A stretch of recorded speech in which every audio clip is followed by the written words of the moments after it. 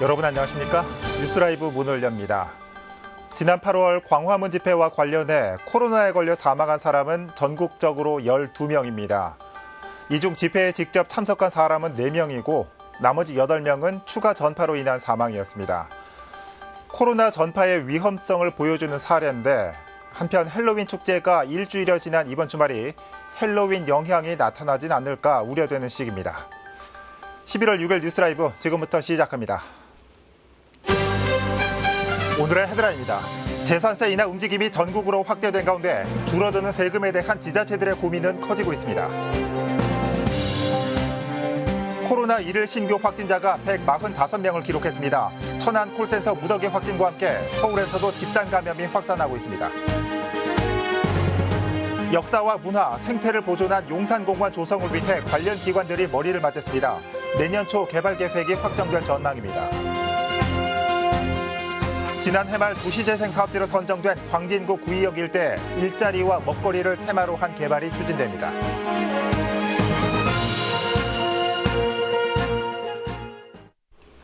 서초구에서 촉발했던 재산세 인하 움직임에 정부가 공식적으로 뛰어들면서 결국 전국으로 확대됐습니다. 국민들 입장에서는 납부해야 할 세금이 줄게 됐지만 지자체들은 세수 감소에 대한 고민을 떠안게 됐습니다. 첫 소식 엄종규 기자입니다. 내년부터 적용되는 재산세 인하 대상은 공시가 6억 원 이하 1세대 1주택자입니다. 초과 누진과세가 적용돼 집값이 높을수록 감면율은 낮아져 최대 50%에서 최소 22.2%가 줄어듭니다. 정부는 이 같은 세율 인하를 우선 3년간 적용할 계획으로 전국 1,030만 호가 대상에 포함돼 연간 4,785억 원의 감면 혜택을 볼 것으로 예상했습니다.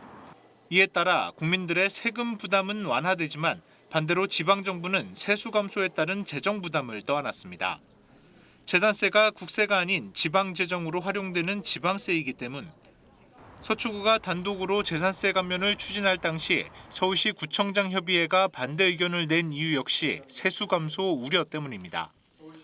이번에 정부가 직접 재산세 인하를 결정하고 대상도 9억 원 이하에서 6억 원 이하로 완화했지만 불만의 목소리는 여전합니다.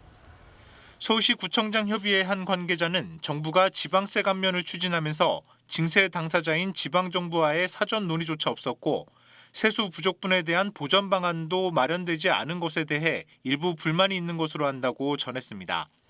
결국 부동산 정책은 중앙정부가 세우고 그 여파는 지방정부가 떠안은 셈. 자치분권이 강조되고 있지만 주요 정책 결정에서 여전히 지방정부는 배제되고 있습니다. 딜라이브 서울 경기 케이블TV 엄종규입니다. 용산 미군기지는 30여 년 전 이전 논의가 시작돼 지난해부터 본격적으로 국가공원 조성이 추진되고 있습니다. 현재는 정부 부처 간 협의와 주민 의견을 모으고 있는 단계인데요. 용산구에서는 온전한 용산공원을 위한 현안 과제를 논의하는 자리가 마련됐습니다. 보도에 지혁배 기자입니다. 역사와 문화, 생태를 가진 온전한 용산공원을 희망하는 용산구. 이를 위해 조속한 미군기지 반환이 필요하다는 입장을 다시 한번 확인했습니다. 책임에 대해서는 이후에 함께 조사하고 그리고 미국이 참여하고 같이 하면 좋지만 만약에 그러지 않는다면 먼저 우리가 조사를 하고 그들에게 비용을 청구하는 겁니다. 오는 2027년 완공을 목표로 추진되는 국가공원 1호 용산공원. 용산역사민족공원 만들기 특별위원회와 한국공공사회학회가 정부와 학자, 시민들과 공원의 의미를 되짚어보고 현안 문제를 논의하기 위한 자리를 마련했습니다.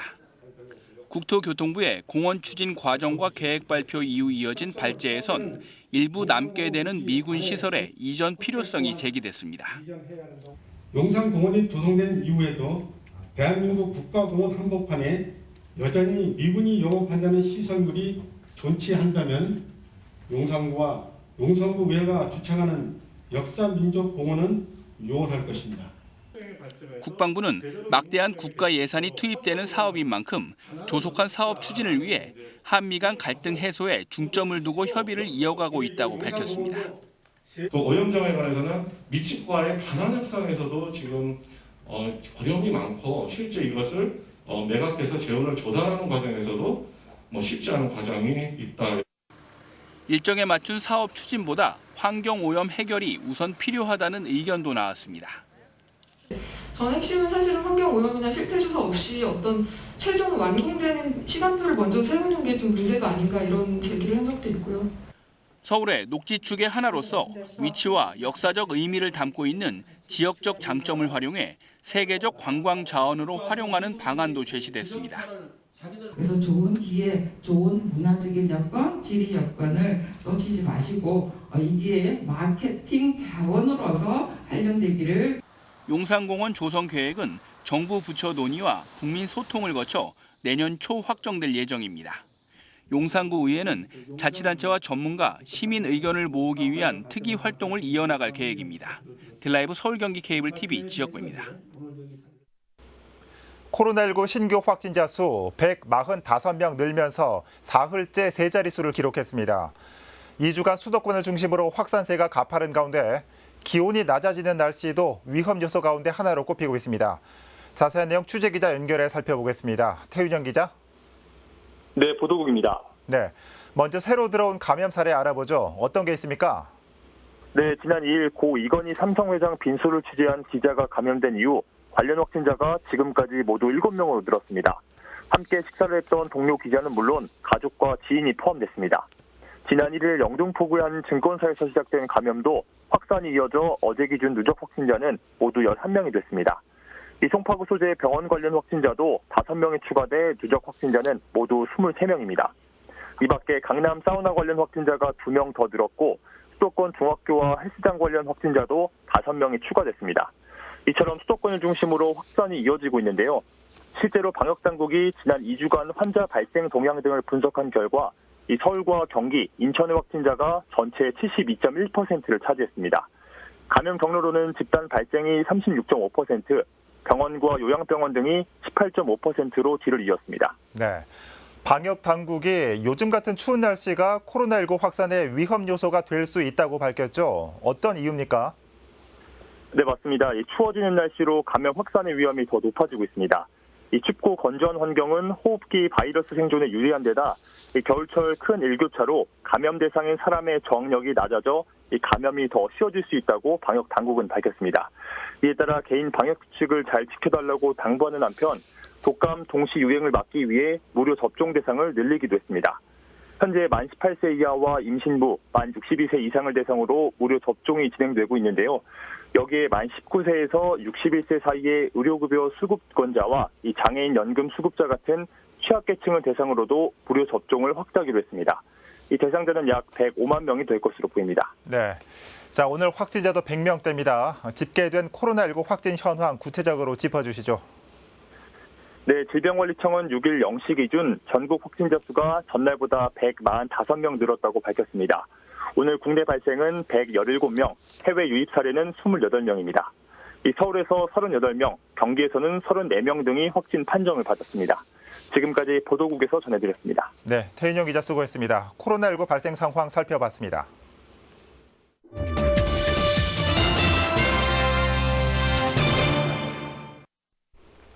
지난해 말 광진구 구의역 일대가 도시재생 사업지로 선정됐습니다.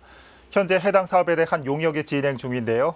일자리와 먹거리를 테마로 도시재생이 진행될 예정입니다. 김동훈 기자가 보도합니다. 20년 이상 된 건축물이 즐비하고 지역 인구가 줄어들면서 쇠퇴하기 시작한 구의역 일대. 게다가 2017년 동부법원이 송파구로 이전하면서 일대 상권은 직격탄을 맞았습니다. 상황이 이렇자 광진구는 구의역 일대 상권 회복을 위해 도시재생 사업을 추진하고 있습니다. 지난해 서울시로부터 200억 원의 사업비를 확보했고 현재는 용역을 진행 중인 상태. 최근 진행된 주민 간담회를 통해 구체적인 사업 방향이 제시됐습니다. 일자리와 먹거리 그리고 문화공간 확보가 구의역 도시재생 사업의 핵심입니다. 가장 먼저 일자리 부분은 인근의 대학과 KT와의 협력을 전제로 사업이 추진되고 있습니다. 5G를 접목한 지역 특화 산업을 개발해 구의역 일대에 업무 공간을 확보하겠다는 구상입니다. 건대, 그다음에 세종대, KT와의 어떤 전문 기술력을 확보해서 이 광진구의 이 지금 구의역 일대를 실감 콘텐츠의 방역 중심 구축하겠다는 세부 전략을 좀 구상을 해봤고요. 구의역 일대 상권의 중심지인 미가로에 대한 계획도 나왔습니다. 식당이 밀집해 있는 미가로에 상징성을 나타낼 수 있는 공간을 조성하겠다는 것. 또 미가로에 있는 공실을 외식 창업을 희망하는 예비 창업가들을 위한 인큐베이팅 공간으로 활용하겠다는 계획도 눈에 띕니다. 동부지방법원 이전하면서 아마 그 여파로 인한 공실들이 다수 존재하는 것으로 좀 확인이 되었습니다. 그래서 공실과 지금 경쟁력이 좀 더 약한 세태상가에 대한 인큐베이팅 지원 사업이 포함되어 있습니다. 구의역 일대 발전의 저해 요소로 손꼽히는 고가도로에 대한 방안도 논의되고 있습니다. 지역에선 수년째 2호선 지하화를 요구하고 있지만 쉽지 않은 상황 때문에 도시재생 사업을 통해 고가도로 하부 공간을 개발하겠다는 계획입니다. 고가업의 특히 어두운 부분을 개선하고자 바닥에서 조명으로 상부에 지금 고가를 비춰서 주변을 좀 밝게 하는 기술이 되겠는데요. 그런 기술로서 주변의 보행 환경을 밝고 그다음에 개선을 하는 그런 사업이 되겠습니다. 한편 광진구 의회는 최근 미가로와 같은 골목형 상점가를 지원하기 위해 관련 조례를 제정한 바 있습니다. 딜라이브 서울경기 케이블TV 김동훈입니다. 구로구 개봉일동 일대가 도시재생 뉴딜 신규 사업지로 선정됐습니다. 해당 지역에서는 앞으로 3년간 노후주택의 개량 지원과 골목길 환경 개선 등이 진행될 예정입니다. 이재용 기자입니다. 올해 제2차 도시재생 뉴딜 신규 사업지로 구로구 개봉일동 일대가 선정됐습니다. 사업 유형은 우리 동네 살리기입니다.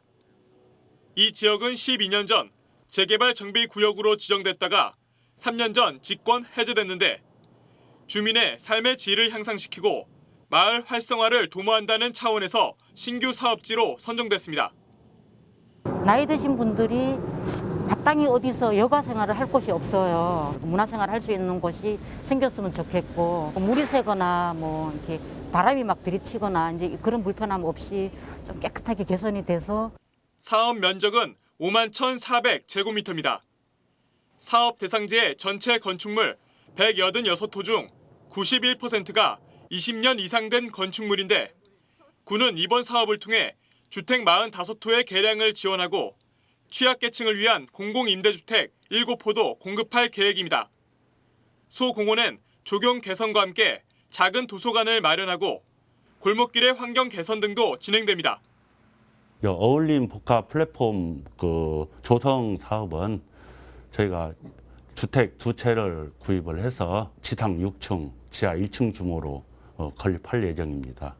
이 시설에는 노인교실과 그다음에 청소년 공부방, 그다음에 청년들의 창업을 위한 워킹 스페이스 공간이 들어갈 예정이고요. 주민 의견을 충분히 수렴을 해서 어떤 시설을 더 보강을 할 건지.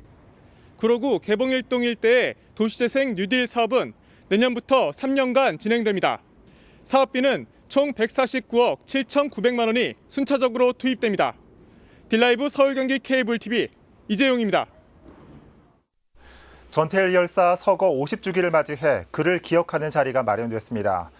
전태일 열사의 정신을 계승하자는 다짐부터 노동 환경 개선을 위한 구체적인 조례 발의 등이 이어졌습니다. 현장에 조성엽 기자가 다녀왔습니다. 1970년 11월 13일 근로기준법을 준수하라는 외침과 함께 자신의 몸에 불을 붙인 전태일 열사. 20세 청년의 꽃 같은 죽음 뒤 인간다운 노동 환경을 만들자는 움직임이 커졌고 그 정신은 오늘날까지도 노동계에 계승되고 있습니다. 생활시장에서 너무 많은 노동자들이 피를 토하고 여성 노동자들이 가로로 쓰러지고 폐병으로 쓰러지면서 그러한 사실이 사회에 알려지지 않았습니다. 이렇게 많은 노동자들이 죽어가는 사실이 있었구나라는 것을 알리기 위해서 자기 자신을 불살라서 죽을 수밖에 없는 그런 시대였죠. 전태일 열사가 세상을 뒤로한 지 정확히 50년. 그를 기억하는 시간이 열렸습니다. 노동계 대표들과 일반 노동자, 그리고 정치인과 주민들이 그의 삶을 기리고 뜻을 이어나가기 위한 다짐을 하는 자리입니다. 우리 노동의 문제가 전태일 열사가 사망하고 50년이 흘렀지만 그렇게 잘 되고 있다고 볼 수는 없는 것 같습니다. 이런 문제들을 다시금 우리가 해결해야 될 때가 아닌가 생각합니다. 이번 행사에선 공동주택 노동자를 위한 보호조례를 발의하고 그 내용을 설명하는 시간도 가졌습니다. 더불어 미개봉작을 선공개하는 영화 상영회가 열리고 전태일 열사의 발자취를 더듬어보는 걷기 행사와 그의 평전을 이어 읽는 프로그램도 진행합니다. 전태일 열사 서거 50주년을 맞은 만큼 그의 바람대로 노동 환경 역시 더욱 개선되길 기대해 봅니다. 딜라이브 서울 경기 케이블 TV 조성혁입니다. 코로나 때문에 주변의 어려운 이웃들을 돕는 손길이 줄어들까 걱정되는 시기입니다. 성북구에서는 이웃사랑 실천을 위한 사랑의 김장 담그기 행사가 열렸습니다. 새마을 분협회와 군 장병까지 동참한 따뜻한 현장에 박선아 기자가 다녀왔습니다. 절기상 겨울의 시작을 알리는 입동. 입동을 이틀 앞둔 지난 5일 성북구청 앞에선 사랑의 김장 담그기 행사가 열렸습니다. 서울시 25개 자치구 가운데에서 처음으로 열린 올 첫 김장 행사입니다. 또 나보다는 만들어서 전해주는 기쁨이 받는 기쁨보다 더 크다고 그래요. 그래서 이런 것을 지역 축제, 지역의 화합 잔치 이런 형태로 일부러 만들어가고 있죠. 김장 행사를 위해 새마을 부녀회원과 구청 공무원, 군 장병까지 팔을 걷어붙였습니다. 알맞게 버무린 양념을 배추 속에 야무지게 채워 넣습니다. 허리 한 번 펼 새 없는 고된 작업. 그래도 김장 김치를 기다리고 있을 이웃을 생각하니 힘낼 수 있습니다. 우리 어르신들이 이거 잡수고 건강하셨으면 좋겠고요. 우리 새마을에서 항상 매년 이렇게 행사는 하지만 그래도 이거 잡수고 매년 건강하시고 코로나 이겨내셨으면 좋겠습니다. 이날 담근 김장 김치는 배추 3,200포기에 20kg짜리 상자 400박스 분량. 포장을 거쳐 각동 주민센터로 운반 뒤 지역 내 홀몸 어르신과 한부모 가정 등 저소득층 800세대에 전달됐습니다. 각동으로 30박스씩 전해져서 독거노인분들 또 한부모 가정 이런 불우이웃들에게 전해집니다. 코로나19라는 국가적 재난 상황 속에서도 이웃사랑 실천만은 멈추지 않은 성북구와 새마을 부녀회, 성북 새마을 부녀회는 저소득층 밑반찬 배달 등 봉사활동을 이어나갈 계획입니다. 행복을 드립니다. 딜라이브 서울 경기 케이블 TV 박선아입니다.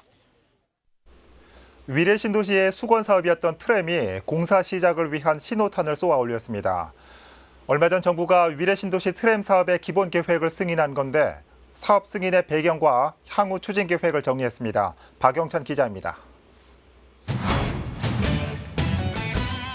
위례 신도시 트램 사업이 본 궤도에 올랐습니다. 서울시는 국토부가 최근 위례선 도시철도 기본 계획을 승인했다며 트램 설치를 위한 후속 절차를 추진하겠다고 밝혔습니다. 위례선 도시철도 기본 계획, 이른바 트램 사업은 5호선 송파구 마천역을 시작으로 위례 신도시 중심부인 중앙광장을 거쳐 8호선 복정역 일대까지의 교통망 구축을 목표로 합니다. 총 연장 5.4km로 꾸려질 위례선 도시철도엔 12개의 정거장이 신설되는 한편 전기 배터리로 움직이는 트램이 설치돼 위례 신도시 남북을 잇는 핵심 교통수단이 될 전망입니다. 주민들은 위례 신도시 개발이 발표된 2008년 이후 도시철도와 관련된 사업 계획이 수차례 난항을 겪어왔던 만큼 이번 결정을 통해 지역 교통 편의가 크게 개선될 것으로 기대합니다.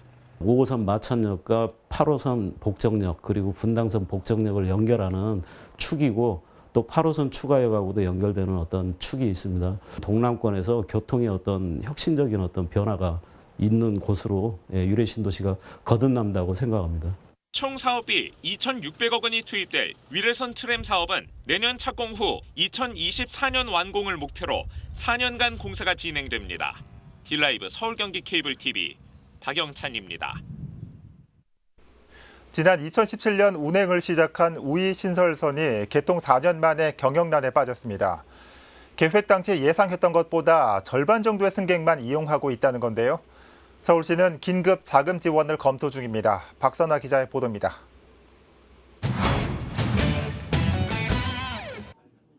모두의 기대를 받으며 지난 2017년 9월 운행을 시작한 우이신설 경전철. 서울 시내 경전철 1호인 우이신설선이 개통 4년 만에 경영 위기에 처했습니다. 서울시에 확인한 결과 우이신설선은 개통 당시인 2017년 102억 원의 적자를 냈고 2018년 192억 원, 지난해에는 152억 원의 적자를 기록했습니다.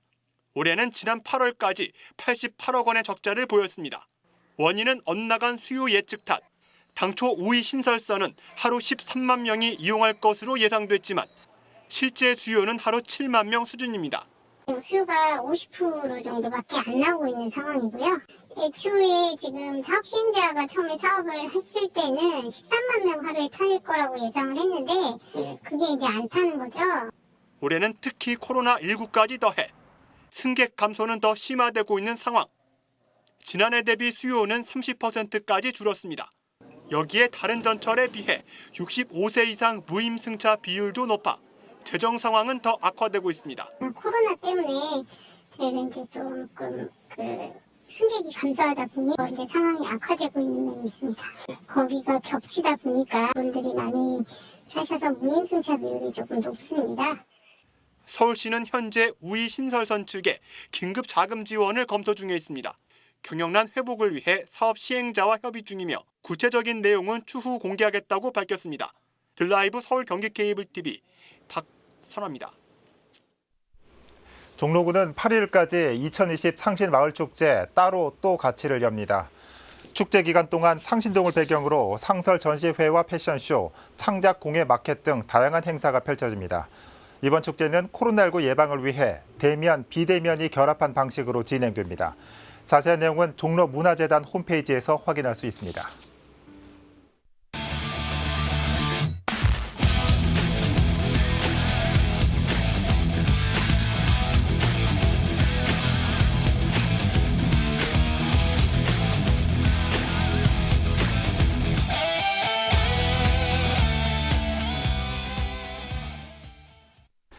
내일부터 새로운 거리두기 5단계가 적용됩니다.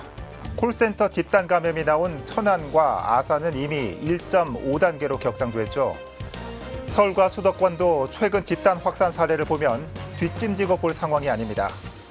머리는 충분히 알고 있는 방역 수칙들, 몸도 실천하는 주말 보내시길 바랍니다. 뉴스라이브 마칩니다. 시청해 주셔서 고맙습니다.